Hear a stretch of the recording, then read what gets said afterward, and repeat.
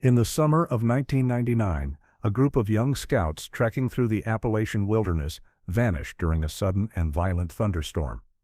Authorities at the time suggested the storm scattered the boys, claiming they had simply lost their way, yet no tracks, no abandoned gear, no trace of them was ever found.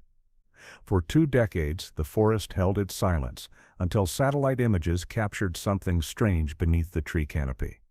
Hidden shapes, arranged in ways no storm could explain. And when investigators returned to the site, what they uncovered was not weather's chaos, but something far more unsettling, buried in plain sight. The morning air was heavy with the smell of wet earth, as if the forest already knew what was coming. Beneath the towering canopy of Appalachian pines, a group of scouts laughed and shuffled with the clumsy energy of boys about to begin an adventure. Their boots thudded against the damp ground, packs strapped too tightly to their narrow shoulders, canteens clinking like nervous bells. The scoutmaster, a man in his late 30s with weathered eyes, checked his watch, then scanned the restless horizon. The sky had not yet broken, but something about the air felt unsettled. "Forecast says showers, maybe thunder," he muttered, tightening the straps on his pack. One of the boys, a wiry 12-year-old with freckles across his nose, glanced up and grinned. "We're not scared of a little rain, right?" he said. The others chuckled nervously. The scoutmaster forced a smile, though the tightness in his jaw betrayed unease. By mid-morning, the forest seemed to close in around them. The deeper they marched, the more the light dimmed beneath swollen clouds. Birds, once chattering, fell silent. Only the crunch of boots and the occasional nervous whisper broke the quiet. Overhead, a low rumble echoed, distant yet steady, like the approach of something vast and unseen. At noon they stopped along a ridge, pulling out sandwiches wrapped in wax paper. The scoutmaster fiddled with the radio clipped to his belt, static hissing through the tiny speaker. "Signal's weak up here," he muttered. Still, he pressed the button. "Base, we've cleared marker 3, should make camp before dusk." The response came fractured, words splintered by interference. The boys exchanged looks, some giggling at the robotic distortion, but the scoutmaster's expression darkened. He knew what poor reception meant if conditions turned dangerous. The first drops of rain fell just as they packed up. Fat, cold splashes against bare necks and damp paper bags. Within minutes, the sky opened. Sheets of water hammered the trees, the trail turning to slick mud. The wind howled, tearing through branches, bending young saplings sideways. The scouts huddled close, their laughter now replaced by sharp breaths and stifled cries. "Stay together," the scoutmaster shouted over the roar. His voice was nearly lost beneath thunder. Lightning flashed, blinding white against the canopy, and for a moment the entire forest seemed skeletal, every tree a blackened rib. One boy stumbled, falling hard into the muck. The scoutmaster pulled him up by the arm, shouting reassurance. "Almost there, just a little further." But then the radio crackled again. Distorted voices, urgent but broken, cut through the chaos. "Storm, pushing east, dangerous," then silence. The scoutmaster pressed the button desperately. "Repeat, base, say again, we've got boys on the trail." Only static answered, a long grating hiss. The storm swallowed them whole. Rain blurred vision, trails washed away, markers hidden beneath water and debris. The scouts clung to one another, fear widening their eyes as thunder rolled like cannon fire. The scoutmaster tried again. "Base, this is Troop 21, we're—" His words vanished mid-sentence, drowned in static and the roar of the storm. And then, nothing. The line went dead. The boys' voices, once so alive with anticipation, were swallowed by the tempest, cut off as if erased in a single violent breath. The storm had ended, but its silence was far more unsettling than its rage. The woods, dripping with rain, seemed hollow, branches hung heavy with water, trails erased into shapeless rivers of mud. By dawn the next morning, the families of the missing scouts were already gathered at the ranger station, their faces pale, their voices frantic, as word spread that the troop had not returned. Panic spread through the town like a contagion, each whispered question sharper than the last. Where were they? Why hadn't they come back? The search began before the sun had fully risen. Volunteers, rangers, and deputies marched into the sodden wilderness with dogs straining at their leashes, their paws splashing in the muck. Helicopters circled above, blades chopping the damp air, scanning the canopy for flashes of color, red bandanas, khaki uniforms, the shimmer of a tent. The storm had passed, but the ground still trembled beneath the weight of uncertainty. Parents stood at the trailhead, gripping one another's hands, their knuckles bone white. They couldn't have just vanished, one father whispered, his voice breaking. The scoutmaster's wife stood apart from the rest, arms wrapped tightly around herself, eyes locked on the tree line as if she might will the boys back into existence. Hours turned into a full day. Searchers found broken branches, fresh mudslides, and streams swollen with runoff. But nothing of the scouts. No scraps of food wrappers, no torn cloth snagged on bark, not even the prints of small boots. The forest floor, softened by rain, should have preserved tracks like wet cement. Instead it seemed scrubbed clean, as though the storm had erased not just the land, but every trace of those who had walked it. By the second night, tension cracked open in the Rangers' command tent. Sheriff Dale Whitaker, broad-shouldered and perpetually exhausted, leaned over a topographical map lit by lantern light. "The storm scattered them," he insisted, his finger tracing the ridges. "Kids panicked, got disoriented. They'll have holed up somewhere, trying to wait it out." Across from him, a mother's voice sliced through. "Then why hasn't anyone found them?" Her tone trembled, her eyes red from hours of weeping, but her words carried steel. "You said yourself dogs should have picked up their scent. Helicopters should have seen something." The sheriff bristled. "Ma'am, storms like this, trees down, mudslides, it changes the terrain. Tracks get lost. We keep at it, we'll turn something up." But in the silence that followed, even his deputies avoided eye contact. They knew the truth. Storms erased much, but not everything. Not like this. Over the next 48 hours, the search expanded in widening circles. Creeks were dragged, sinkholes were checked. Radios buzzed constantly, dispatchers calling out coordinates. Volunteers reporting back with the same hollow phrase, negative sighting. Families clung to hope, feeding it with denial. "They're resourceful boys," one father told reporters. "They know how to build shelters, how to ration food. They'll make it." His voice quivered, betraying doubt. Yet, as days turned into a week, that hope curdled into something more desperate. Theories began to surface like debris after a flood. Some whispered about caves, hidden entrances beneath the ridges where the troop might have stumbled. Others muttered of lightning strikes, whole bodies consumed by fire. Officials clung to their simplest explanation: panic, disorientation, a fatal wandering off course. But the families were not convinced. One evening, under the flicker of lanterns, parents pressed the sheriff again. A father slammed his hand against the map table. "Look at this. The ridge trail loops back toward camp. They should have been within shouting distance within hours. You can't tell me they all just walked off into nowhere. There's a—" The sheriff rubbed his temples, sweat beading despite the cool night air. "We're covering every quadrant. I don't have another explanation." A mother's whisper cut through the tense room. "Unless you're looking in the wrong place." Her words hung there, heavier than the storm that had started it all. As lantern light flickered over the rain-stained map, the realization spread like wildfire. If the boys had followed the expected trail, if they had been where they should have been found already. Yet the forest offered nothing but silence. But they weren't, and the woods refused to say why.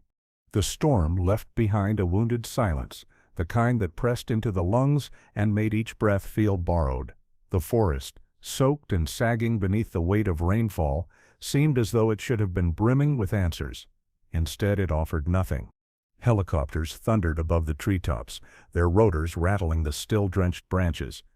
The searchlight beams cut across the canopy like giant blades of white fire, scanning every shadow, every break in the foliage for movement. From the ground, the families tilted their heads skyward, shielding their eyes, straining for even the faintest sign of khaki uniforms or the glint of metal canteens. But the beams swept past and returned empty, each pass carving deeper into the hollow ache of uncertainty. On the ground, search dogs strained at their leashes, paws sinking into the mud. noses pressed to the earth. Handlers gave sharp commands, encouraging them into ravines, along ridges, across streams swollen with storm water. Yet every time, the animals returned with confusion written in their eyes, no scent, no trail, no recognition. One deputy voiced what no one wanted to admit. It's like they weren't even here. The campsite was inspected next, every inch of it.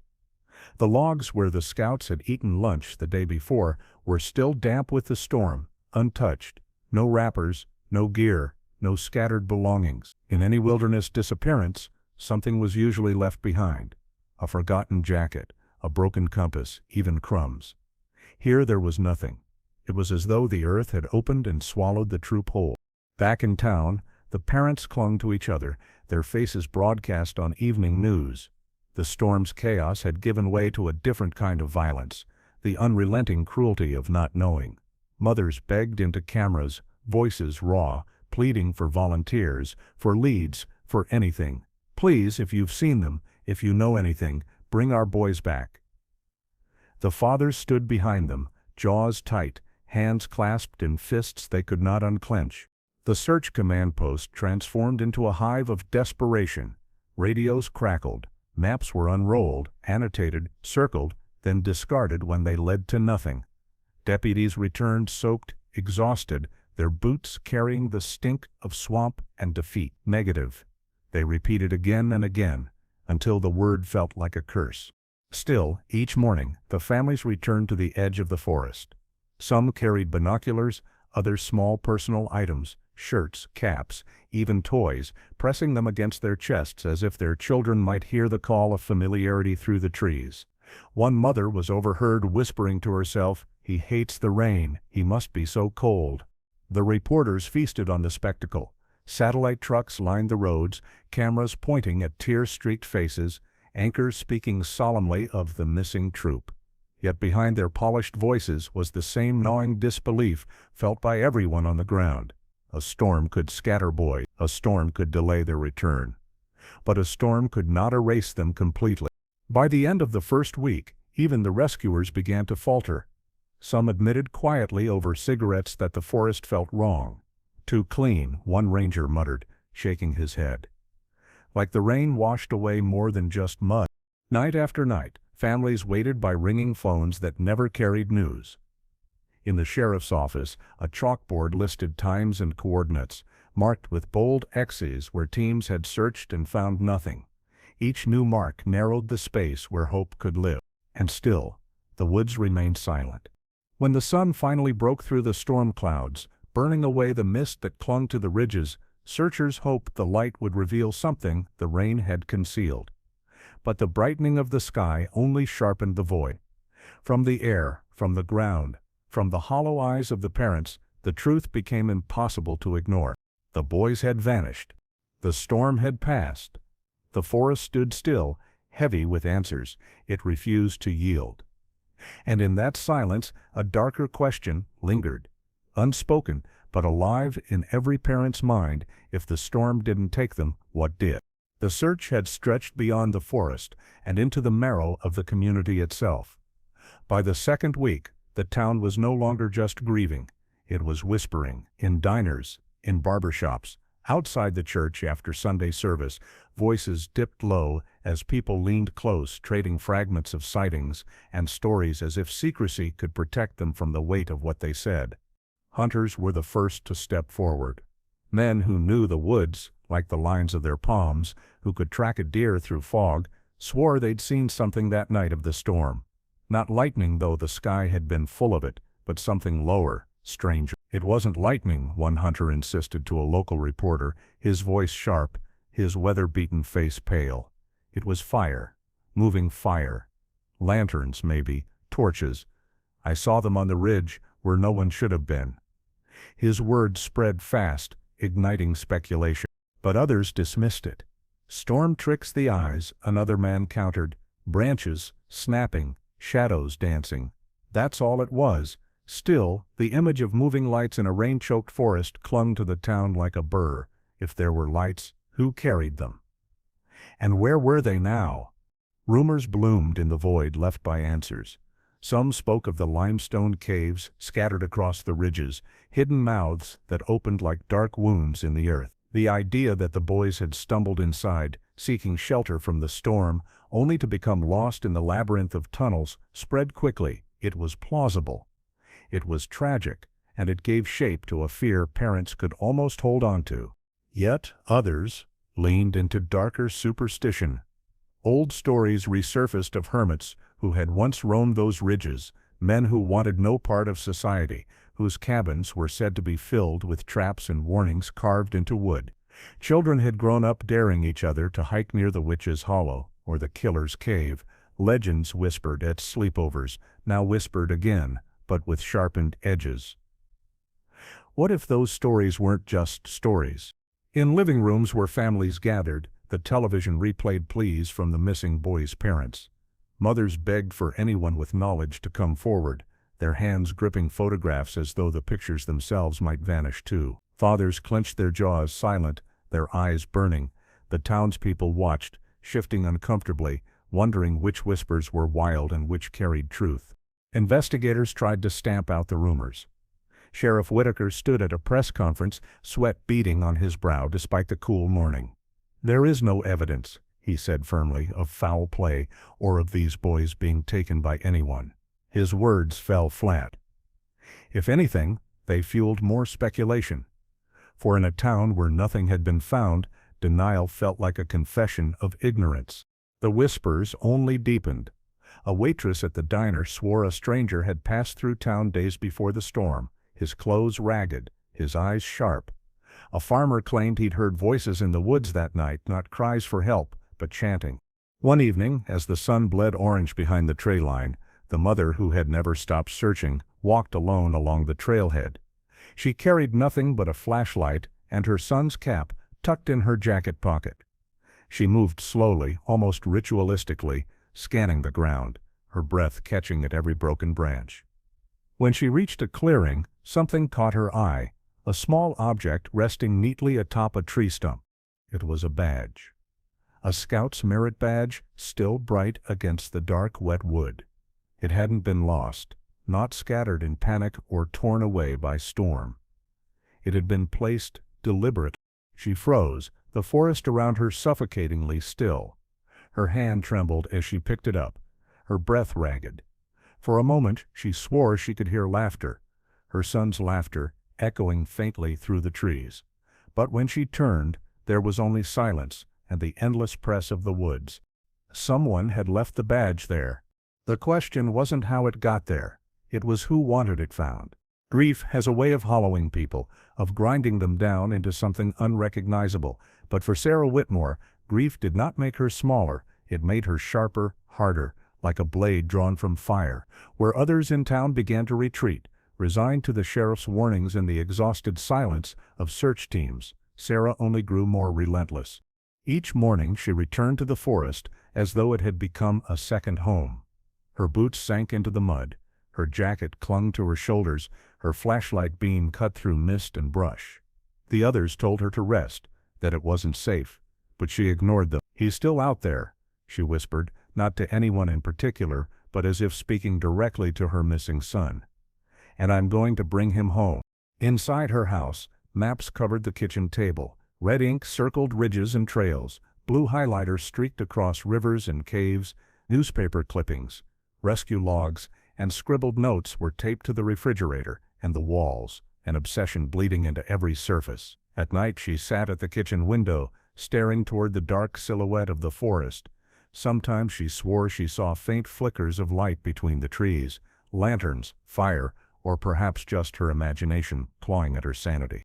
Reporters came, cameras clicking, notebooks flipping. They called her the determined mother, the one who refused to give up hope when the others began to surrender to silence. One afternoon, a journalist asked gently, "Sarah, do you believe your son is still alive?" She stared straight into the lens, her voice steady but raw. "I don't believe," she said. "I know." Her defiance did not sit well with officials. Sheriff Whitaker met her in his office, frustration simmering beneath his weary eyes. "Mrs. Whitmore, you can't keep interfering. My men are stretched thin as it is." Sarah leaned forward, her hands gripping the edge of his desk. "Your men stopped looking days ago. Don't tell me to sit in my living room and wait for another empty update. That badge wasn't washed up by rain. It was placed. Someone knows something." The sheriff's gaze faltered. He knew she was right, but instead of acknowledging it, he muttered, "You're chasing shadows," and dismissed her. Yet Sarah had begun to notice the shadows herself, not just in the woods, but in the inconsistencies of the investigation. Search logs that skipped entire sectors of trail, witness reports filed late, or not at all. Deputies contradicting each other on the stand of a press conference. The pieces didn't fit, and Sarah refused to accept coincidence. At night she began retracing her son's path, alone. She walked the ridges under a moon that bled silver across the wet earth, her flashlight darting across rocks and trees. She spoke aloud, as if her voice could pierce the silence. "Matthew, it's Mom. If you can hear me, I'm here." Her words echoed back hollow, swallowed by the trees. One night she found herself deeper than she had ever gone before. The trail had long disappeared, swallowed by storm and time, but she pressed on, following instinct more than direction, and then she saw it, a scrap of fabric, scagged on a branch, fluttering faintly in the breeze. Her heart seized. She rushed forward, pulling it free. It was khaki, torn, weathered, and smeared with mud, but unmistakable, the cloth of a scout's uniform. Tears blurred her vision. She pressed the fabric to her chest, whispering, "He was here." But even in that moment of hope, a chill crept down her spine. Because the scrap wasn't torn by storm or accident, the edges were clean, as if cut by a blade. When she returned home, clutching the cloth in her fist, the families of the other boys gathered around her. Some wept with renewed hope. Others looked away, afraid of what it might mean. Sarah placed the fabric on the kitchen table beside her maps. She didn't say anything at first. She only stared at it, jaw clenched, her breathing slow. Finally, she whispered the words that tightened every stomach in the room. "This wasn't the storm. Someone took them." And in the silence that followed, no one dared to disagree. By the third week, the case had begun to cool in the eyes of officials. But for Sarah Whitmore it was only burning hotter. She spent her nights poring over anything she could get her hands on. Newspaper reports, old ranger logs, even transcripts from radio communications during the storm. Each page felt like a doorway, and if she opened enough of them, she believed she might finally see what had been hiding in plain sight. One evening, while scouring the county archives, Sarah stumbled across something curious. A search log, dated 2 days after the boys vanished, had whole sections missing, pages torn out cleanly, leaving only the jagged edges still bound by staples. Her pulse quickened. She asked the clerk, a gray-haired woman with glasses perched on her nose, why the file had been altered. The woman frowned, adjusting her frames. "That's how it came to us," she said softly, as if afraid the walls might be listening. Sarah pressed. "Who had it before you?" The woman hesitated, then whispered, "Sheriff's office." That night, Sarah confronted Sheriff Whitaker. She carried the half-empty file in her hand like a weapon. His eyes narrowed the moment he saw it. "Where'd you get that?" he demanded. "You said everything was documented." Sarah shot back, her voice trembling with fury. "So where are the missing pages? What did they say?" The sheriff leaned back in his chair, rubbing his temples as though her presence was a migraine. "Not everything makes it into the official record. Sometimes notes are duplicates, sometimes they're irrelevant. People make mistakes." Sarah's voice rose, raw and desperate. "Mistakes don't get torn out and hidden. What are you not telling us?" But he wouldn't meet her gaze. The more she dug, the more inconsistencies surfaced. A retired deputy, sipping coffee on his porch, admitted to her that there had been witness statements taken the night of the storm. Hunters, hikers, people who swore they'd seen strange movement in the forest. But those statements never made the press conferences. They said it didn't matter, the deputy muttered, staring into his mug. Said storms make people see things. But one guy, he was sure, he said he saw shadows moving along the ridge. Not boys, men, carrying lanterns. Sarah felt her skin crawl. Lanterns. Again. always lanterned. She returned home and added it to her wall of evidence: clippings, notes, pins and strings connecting sightings and rumors. The room looked less like a grieving mother's home, and more like an investigator's war room, but to her, it wasn't obsession. It was survival. Late that night she replayed the last radio call from the troop. Static hissed, broken words flickered through. Storm pushing east, dangerous. Then silence. She listened again and again, certain she could hear something beneath the noise, a murmur, a second voice, faint, almost swallowed by static. It didn't sound like the scoutmaster. It sounded lower, rougher, like someone else had been close to the radio when it cut out.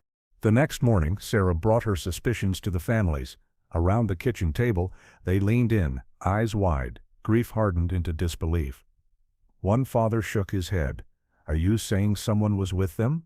That somebody was there when the radio cut out?" Sarah nodded slowly. "I don't just think it, I know it." Silence thickened the room. Mothers clutched photos tighter, fathers exchanged uneasy glances, hope and horror tangled together in their expressions. If Sarah was right, then this wasn't an accident. And if this wasn't an accident, then the storm wasn't the only thing that swallowed the boys. Years passed, but the forest never loosened its grip on the missing boys.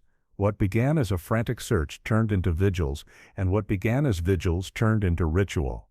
Every year, on the anniversary of the storm, the families gathered at the trailhead. They lit candles in the rain, their flames trembling against the wind, reflections dancing on wet earth. Mothers clutched photographs wrapped in plastic sleeves. Fathers stood in silence, their shoulders hunched as if bearing the weight of invisible stone. The woods, vast and indifferent, loomed over them. Trees towered like sentinels guarding secrets, their branches swaying as though whispering a language no human could translate. No matter how many times volunteers searched those ridges, no matter how many new cadaver dogs were brought in, the result was always the same: emptiness. They should have been found, one ranger confessed quietly to a local reporter years later. His voice was brittle with regret. "You don't lose that many kids in a space that small, not without finding something." His words echoed the thoughts of the parents, though few dared to voice them aloud anymore. For Sarah Whitmore, grief had turned into something colder, more enduring. She became a figure of legend in town, the mother who refused to move away, who refused to surrender her son to the silence of the trees. Her neighbors whispered that she still walked the forest at night, flashlight in hand, whispering her son's name into the dark. Some swore they had seen her sitting by the trailhead long after midnight, her eyes fixed on the ridges as though waiting for a silhouette to step from the tree. The community fractured under the weight of unanswered questions. Some families left town entirely, unable to bear the constant reminder. Others stayed, locked into a kind of frozen existence, their grief calcifying into bitterness. Friendships frayed, churches filled with whispered prayers that grew weaker each year. Even investigators eventually turned away. The sheriff retired, the deputies moved on, and the official case file gathered dust. But the families could not escape. For them, the forest was not just a place, it was a wound. Decades carried on, technology advanced. Satellites now scanned the earth with precision once unimaginable. When news broke that new imagery was being used to survey wilderness areas, whispers reignited. If the forest itself would give nothing back, maybe the sky could. Reporters returned, dusting off the story like an artifact. They interviewed locals, some of whom had never forgotten the lights seen on that stormy night. "I told them," an old hunter repeated, his voice raspy with age. "It wasn't lightning, it was fire, and it was moving." He shook his head, bitterness etched into the lines of his face. "They didn't listen then, maybe now someone finally will." At the 20-year vigil, the families gathered once more beneath a slate-gray sky. The rain came, as it always did, soaking candles until their flames sputtered out. Sarah stood apart, her hair streaked with gray now, her eyes sharper than ever. She held her son's old compass in her hand, its needle trembling in the storm winds. She spoke quietly, almost to herself. "The forest doesn't want to tell us, but it can't keep this secret forever." And as if in response, far above, a satellite camera snapped an image of that very ridge, An image that would soon reveal shapes beneath the canopy, shapes that didn't belong. The storm had long since passed. The years had stripped away hope. But now, for the first time in decades, the silence of the forest was about to be broken. The satellite images arrived quietly, tucked inside a routine batch of environmental surveys. Analysts were scanning the Appalachian ranges for erosion when one of them froze, leaning closer to the monitor. At first glance it was nothing, just the mottled greens and browns of dense canopy, but beneath the branches, just visible in the infrared layers, were shapes, unnatural shapes. They weren't random breaks in the foliage, they were patterns. Sarah Whitmore received a call weeks later from an investigative journalist she'd worked with in the early years of the case. His voice was breathless, urgent. "Sarah, I think you'll want to see this." When she arrived at his cramped office, he had the images spread out across a desk. Satellite photos, each marked with coordinates, each showing faint outlines where the forest should have been seamless. She bent over, heart pounding. "Those look like clearings," she whispered. The journalist shook his head. "Not clearings, look closer." And when she did, she saw it. Rectangular outlines too precise to be natural. Circles that overlapped in a way no fallen trees could explain. They looked like campsites, but they weren't scattered like debris from a storm. They were arranged. Sarah felt her breath falter. Who would arrange something like that? The journalist tapped the photo with his pen. "That's the question." Word of the images spread quickly. Authorities dismissed them at first, claiming the shapes were artifacts, glitches in the data, but whispers caught like wildfire, especially among the families who had been waiting for any sign, any proof that the boys' trail had not simply dissolved into rain. Late one night, Sarah spread the images across her kitchen table beside her old maps. She traced the outlines with her finger, her other hand trembling. Each shape sat uncomfortably close to the ridge where her son's troop had last been heard. The arrangement almost seemed deliberate, as though someone had tried to carve a hidden geometry into the woods. The more she looked, the less it felt like a campsite. The spacing was too neat, too calculated, not the haphazard work of frightened children building shelter in a storm. It felt constructed. Her daughter, now grown, leaned over her shoulder. "What if it's nothing?" she whispered, fear lacing her words. Sarah shook her head. "It's something, and that's worse." In the weeks that followed, curiosity and dread swelled together. Former deputies were interviewed on late-night radio shows. Retired rangers speculated about lost homesteads, old mining operations, or even military experiments. One ranger's words cut deepest. "Whatever those shapes are, they weren't meant to be found." A team of volunteers decided to hike to the coordinates. Sarah insisted on joining them. The forest greeted them the same way it always had, silent, damp, indifferent. They hacked through underbrush, followed compasses, and climbed ridges until sweat soaked their clothes. At first nothing seemed unusual. The trees stood as they always had, unbroken walls of green and shadow. But then one man stopped dead. "Here," he whispered. Beneath their boots, the ground dipped into a shallow depression. Another a few feet away, and another. Each one arranged in a line, then another line beside it. Shallow pits, overgrown with moss and leaves, but too uniform to be natural. Sarah knelt beside one, brushing away debris with her hand. The earth was soft, darker than the soil around it. Her breath quickened. "These were dug," she murmured. The others exchanged nervous glances. They pressed on, and the forest grew heavier, as though the very air resisted their presence. The shapes continued, rows of depressions, circles of stones, blackened as though once burned, nothing alive, nothing fresh, just the faint scars of something that had been there long before the forest tried to cover it up. One volunteer whispered what everyone was thinking. "These aren't campsites." No one responded. The silence was answer enough. When they finally emerged from the woods, dusk bleeding across the horizon, Sarah clutched the satellite printouts tighter than ever. The images weren't glitches. The pits were real, and they weren't scattered randomly by chance or storm. They had been made. The question was not just why, it was who. And just how long had those shapes been waiting, hidden beneath the trees? The coordinates led them deeper into the wilderness, past the trails marked on any public map.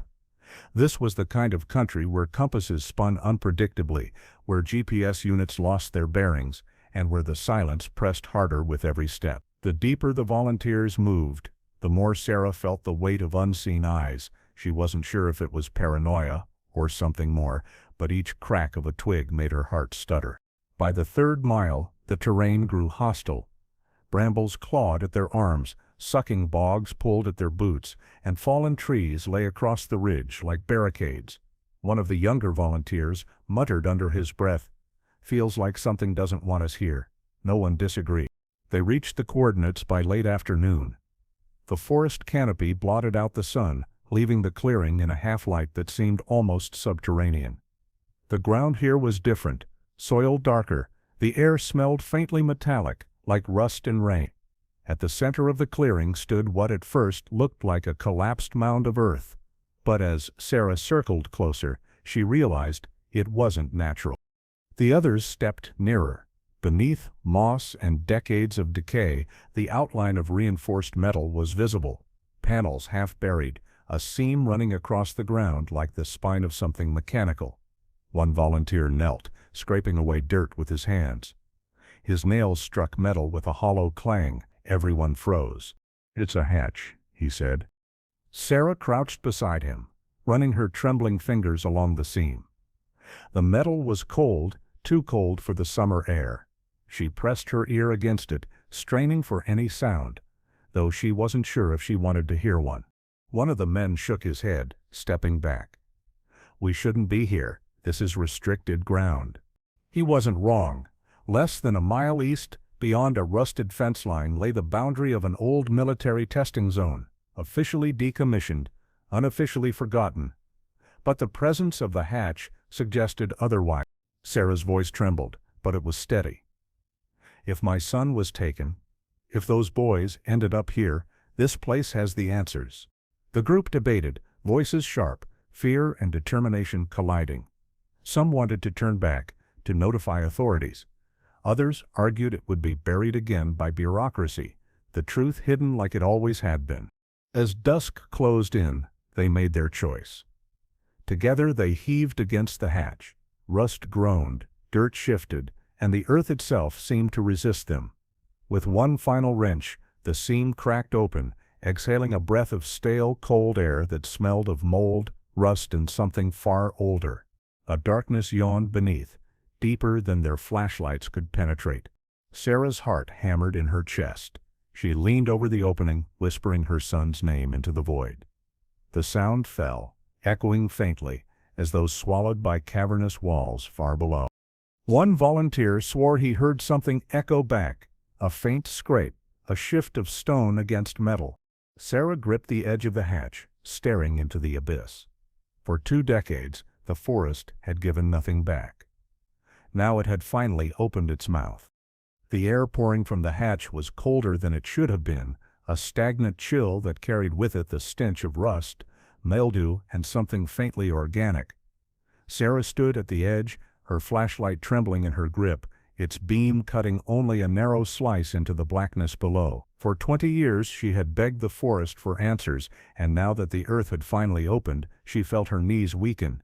The first volunteer clipped a rope to a nearby tree, testing the knot with a sharp tug. "I'll go first," he muttered, voice tight. "If it's stable, I'll call up." His light disappeared as he lowered himself into the void, boots scraping metal rungs long hidden beneath dirt. Minutes passed before his voice drifted back up, distorted, breathless. It's safe enough. Come down." Sarah went next. Her hands slipped on the damp metal ladder, the smell growing stronger as she descended.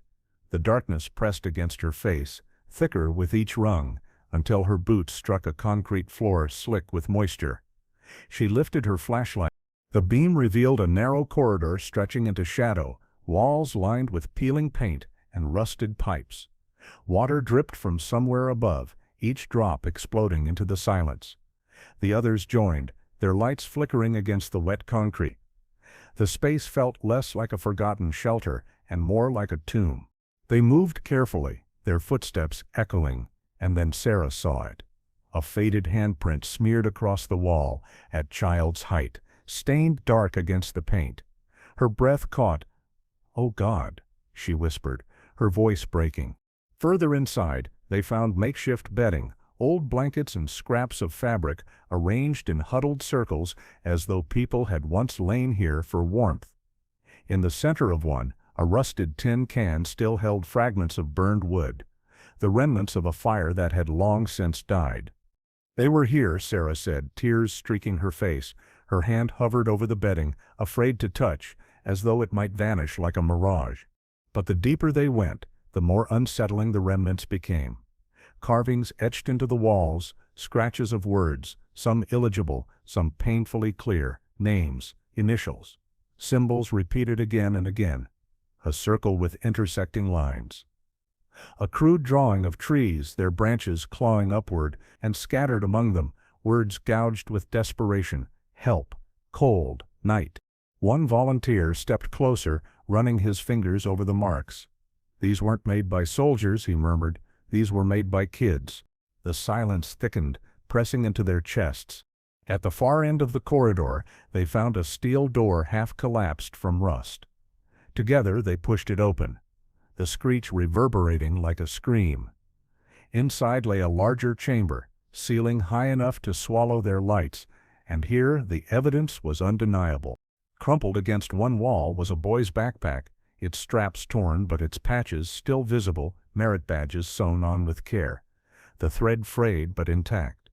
Sarah's knees buckled. She reached for it with trembling hands, her sob catching in her throat. "Matthews," she whispered. This was Matthews. The room was filled with traces. A shoe, small enough for a child, a broken compass, a crayon stub, and scattered across the floor, bones of small animals, gnawed clean. The volunteers exchanged horrified glances, none daring to voice the thought that clawed at them. The boys had survived the storm. They had made it here. They had lived here for days, maybe weeks. And then something had ended it. One man lifted his light higher, and the beam fell upon the far wall. More carvings. These deeper, frantic, dozens of handprints, smeared in what looked like charcoal or ash, lie upon each other like a chorus of silent screams. And at the very center, larger than the rest, the repeated symbol, the circle with lines cutting through it, etched again and again until the concrete had chipped away. Sarah stumbled back, clutching her son's backpack to her chest. Her voice shook. They weren't alone down here. The chamber swallowed her words, but the carvings on the wall seemed to echo them back, as if in agreement. The discovery beneath the forest spread like wildfire. Photographs of the hatch, of the bedding, of the carved words and symbols leaked to the press within days. For 2 decades, the disappearance of the scouts had been a wound that never closed. Now it was torn open, raw and bleeding again. Sarah Whitmore sat at her kitchen table, her son's backpack before her, dirt still clinging to the fabric. She couldn't stop staring at it. The weight of it was unbearable, and yet she refused to let it leave her hands. Reporters knocked on her door, neighbors whispered on her porch, but Sarah heard nothing. In her mind, all she could see were the carvings, the desperate words, the frantic handprints, the strange repeated symbol that had no place in a scout's world. Experts were called in. Forensic anthropologists studied the chamber, noting how the bedding and fire remnants suggested survival far longer than anyone had dared to imagine. A criminal profiler examined the carvings. The repetition of the circle and lines suggests ritual, he explained in a televised interview, his tone clinical. But ritual doesn't necessarily mean cult. It can also mean desperation, children repeating something they were told or something they believed would protect them. Others weren't so measured. One former ranger declared it evidence of occult activity. Another claimed it pointed to an abandoned Cold War facility, a place where experiments had been conducted and then hidden. The sheriff's replacement, younger but no less weary, tried to calm the storm. "We had no knowledge of that facility," he insisted. "If we had, then why were the files missing?" Sarah cut in, her voice sharp enough to still the room. She held up the torn search log, shaking it like evidence at a trial. "Why did you bury witness statements about lanterns on the ridge?" Why did you ignore us when we told you this wasn't just a storm? Silence followed, heavy and damning. Days later, investigators confirmed what the families already knew. DNA testing on the scraps of fabric and the backpack straps matched the boys. The bedding carried traces of their hair, their skin cells. It was proof undeniable that they had made it to the underground chamber, that they had survived the storm. But the revelation brought no peace. Instead, it fractured the town even further. Some clung to the theory that the boys had simply become trapped, starving slowly in the bowels of a forgotten bunker. Others insisted someone had lured them there, perhaps even sealed them inside. The strange symbols carved into the walls became the center of speculation. On a late-night radio program, one caller claimed the markings matched those found in an old hermit's cabin that had burned down decades earlier. Another swore the circle was military, a code used in restricted maps. Theories piled upon theories until truth and madness blurred together. Sarah, meanwhile, withdrew. She spent long hours staring at the backpack, running her fingers over the patches she had sewn on herself. At night she dreamed of Matthew carving his name into the wall, his hands blackened with ash, his voice calling for her in the dark. One evening, sitting with another mother whose boy had vanished, Sarah finally spoke aloud the thought that had been gnawing at her. They were down there long after the storm. Someone knew. Someone left them. The other mother's eyes filled with tears. "And they wanted us to find that badge," she whispered. "They wanted us to know." Theories circled like vultures, but none of them could answer the only question that mattered. How did it end? The chamber below the hatch had told them the boys had lived, but it had refused to tell them how they died. The chamber had given them fragments of truth, but not the ending. And sometimes, the absence of an ending is more unbearable than death itself. Months after the discovery, the families of the missing scouts returned to the ridge. The hatch was sealed again by officials, though not before it had been combed by investigators, filmed by news crews, and dissected in every corner of public debate. Now the ground lay quiet, covered with tarps and warning tape. But the families stood at its edge anyway, rain dripping from their hoods, staring into the place where their children had once breathed their last. Sarah Whitmore knelt on the damp soil, holding her son's backpack. She pressed it to her chest, her tears falling into the mud. For 20 years she had begged the forest for answers. Now she had them, but they were jagged, incomplete, cruel. The knowledge that Matthew had lived for days, perhaps weeks, only deepened the wound. He had been close enough to carve his name into the wall, close enough to leave behind the scraps of his existence, but still beyond her reach. The others gathered candles, their flames shivering in the drizzle. Prayers were murmured, names whispered into the mist. For some, this was closure. For others, it was a reopening of grief that would never heal. In town, the aftermath was just as fractured. Theories persisted in diners and barber shops, fueled by the strange carvings and the mystery of who had built the underground chamber in the first place. Some clung to the idea of a military experiment gone wrong, abandoned and covered up. Others whispered darker theories: ritual, kidnapping, something human yet unspeakable. The truth was that the boys had not simply been lost to a storm, something else had taken them. Sarah returned home to a house that now felt like a museum of grief. The maps remained taped to the walls, the clippings yellowed with age. She didn't take them down. She could at night. She sat by the window with Matthew's compass in her hand, the needle trembling slightly, never settling on north. Her daughter, grown now, visited often. One evening, she found her mother tracing the symbols from the bunker onto a notepad, the same circle and lines drawn again and again. "Why do you keep kicking at it?" her daughter asked, voice hushed, afraid of the answer. Sarah stared at the page. "Because someone left those boys there, and they wanted us to see this." She tapped the symbol, her eyes hollow. This is the only voice they had left. In the years that followed, the story of the vanished troop lingered like a haunting. Documentaries aired, books were written, but for the families, it was never a story. It was a wound stitched into their lives, a scar that pulsed with each anniversary. Every August, they returned to the ridge. Rain almost always came, as though the storm itself had claimed the date. They lit candles, whispered names, and stared at the tree line. Some swore they heard faint echoes in the wind, laughter